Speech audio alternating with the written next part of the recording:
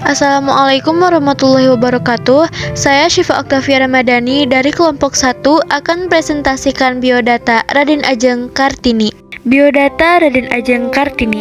Nama lengkapnya adalah Raden Ajeng Kartini Jojo Adiningrat.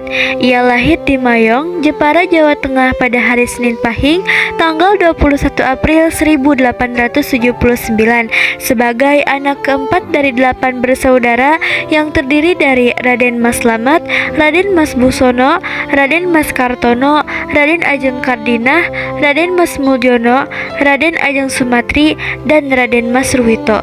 Ia lahir dari keluarga bangsawan dan ayahnya adalah Raden Mas Adipati Aryo Sosroningrat yang merupakan anak dari Aryo Condronegoro IV, seorang bangsawan yang merupakan Bupati Jepara.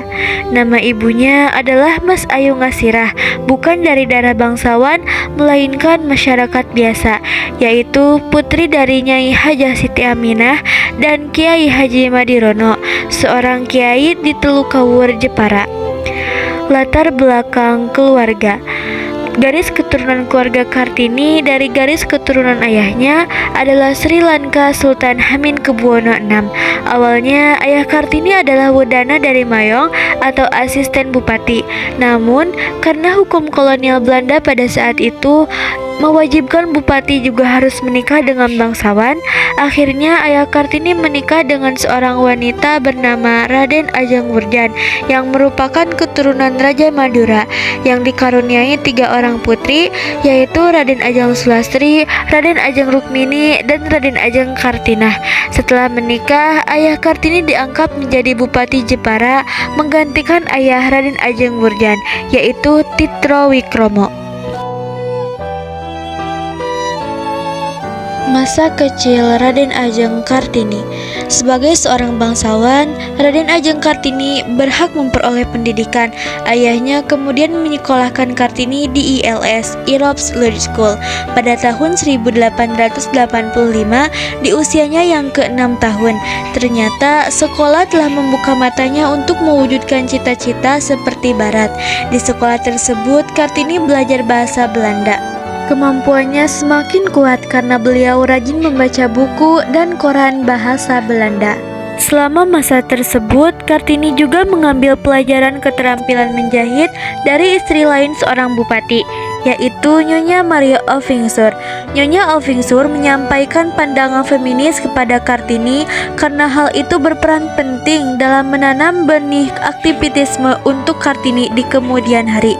Namun, di sekolah tersebut siswa pribumi mendapatkan perilaku diskriminasi dari guru dan siswa Belanda. Perilaku tersebut memacu semangat Kartini untuk berprestasi agar lebih unggul dari siswa lain. Masa remaja Raden Ajeng Kartini.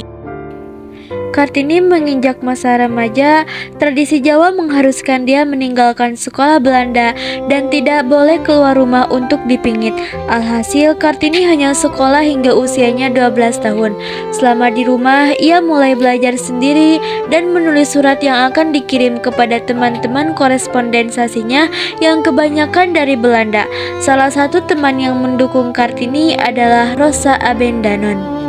Surat-surat yang dikirim Kartini lebih banyak berisi keluhan tentang mengapa wanita pribumi harus menjalankan dipingit, mengapa harus ada poligami yang menempatkan wanita dalam ketidakadilan, serta alasan kenapa kitab Al-Quran hanya untuk dibaca namun tidak untuk dipahami. Bahkan ada kutipan Kartini yang berkata, "Agama memang menjauhkan kita dari dosa, namun berapa banyak dosa yang telah kita lakukan atas nama agama." Kegelisahannya semakin membuncah tatkala ia menemukan lembar-lembar karya sastra yang mematangkan pikiran dan gagasan yang mengalir di dalamnya, seperti buku Louis Coverus, Mulder to Live Van Eden, Augusta de Witt. Ketertarikannya setelah membaca buku membuat ia mempunyai pengetahuan yang luas tentang ilmu pengetahuan dan kebudayaan. Perhatiannya bukan hanya soal emansipasi wanita, namun masalah sosial universal. Kartini memandang perjuangan wanita untuk mendapatkan kebebasan, otonomi, dan kesamaan hukum. Masa dewasa Raden Ajeng Kartini. Ketika keinginannya untuk membebaskan diri dari isolasi, Kartini menerima tawaran pernikahan yang diatur oleh ayahnya pada tanggal 8 November 1903 dengan Bupati Rembang, yaitu Raden Mas Adipati Singgih Joyodiningrat. Pada waktu itu, Joyodiningrat berada pada usia 26 tahun, lebih tua dari Kartini dan sudah memiliki 3 istri dan 12 anak. Sebelumnya, Kartini mendapatkan tawaran beasiswa untuk belajar di luar negeri. Namun ternyata pernikahan telah memupus harapannya. Menurut tradisi Jawa, gadis berumur 24 tahun dianggap terlalu tua dan sulit berharap untuk menikah dengan baik. Karenanya harus segera menikah sebelum terlambat. Namun demikian, suaminya mengerti akan jalan pikiran Kartini. Beliau mendukung dan memperbolehkan Kartini mendirikan sekolah khusus wanita di sebelah timur gerbang pintu kantor Kabupaten Rembang. Perjuangan pendidikan perempuan terus berkembang. Raden Ajeng Kartini kemudian menjadi perempuan pertama yang memprakarsai perkumpulan dan memajukan pendidikan perempuan. Kartini memulai sebuah sekolah kecil yang tidak hanya mengajarkan membaca, menulis, dan berhitung, tetapi juga mengajarkan keterampilan lain seperti memasak, menjahit, membatik, dan lain-lain. Bahkan Kartini juga mendirikan sebuah kerajinan kayu untuk para pemuda di Rembang. Riwayat pekerjaan itu menjadi penghasil ekonomi di Kabupaten Rembang tersebut. Akhir hayat Kartini. Setelah 1 tahun menikah, Raden Ajeng Kartini melahirkan putra sematawayangnya yang bernama Susalit Jojo Adiningrat pada tanggal 13 September 1904. Setelah 4 hari, Raden Ajeng Kartini wafat pada tanggal 17 September 1904 di usianya yang ke-25 tahun dikarenakan komplikasi saat melahirkan. Beliau dimakamkan di Desa Bulu, Kecamatan Bulu, Rembang.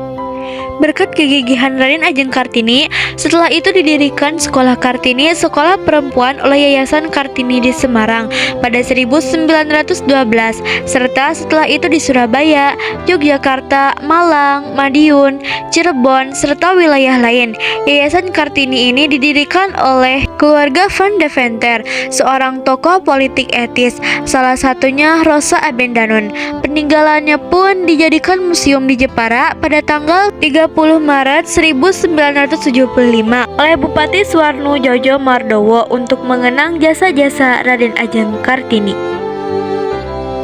Pada tahun 1938, salah satu sastrawan bernama Ajimin Pane yang masuk dalam golongan pujangga baru menerbitkan versi translasinya sendiri dengan judul Habis Gelap Terbitlah Terang. Versi milik Pane membagi buku dalam 5 bab untuk menunjukkan cara berpikir Kartini yang terus berubah. Beberapa translasi dalam bahasa lain juga muncul dan selama ini dilakukan agar tidak ada yang melupakan sejarah perjuangan Raden Ajeng Kartini semasa hidupnya. Pemikiran Kartini banyak mengubah pola pikir masyarakat Belanda terhadap wanita pribumi saat itu. Bahkan nama Kartini diabadikan dalam sebuah jalan salah satu kota Belanda, yaitu Jalan Kartini-Straat di Utrecht yang berbentuk U dan di Venlo yang berbentuk lingkaran, dan Jalan Kartini di Amsterdam, ibu kota Belanda.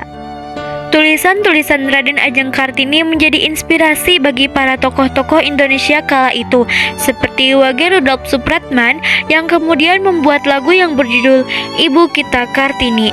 Presiden Soekarno sendiri kala itu mengeluarkan instruksi berupa keputusan Presiden Republik Indonesia nomor 108 tahun 1964 pada tanggal 2 Mei 1964 yang berisi penetapan Kartini sebagai pahlawan kemerdekaan nasional. Soekarno juga menetapkan hari lahir Kartini 21 April diperingati sebagai Hari Kartini sampai sekarang.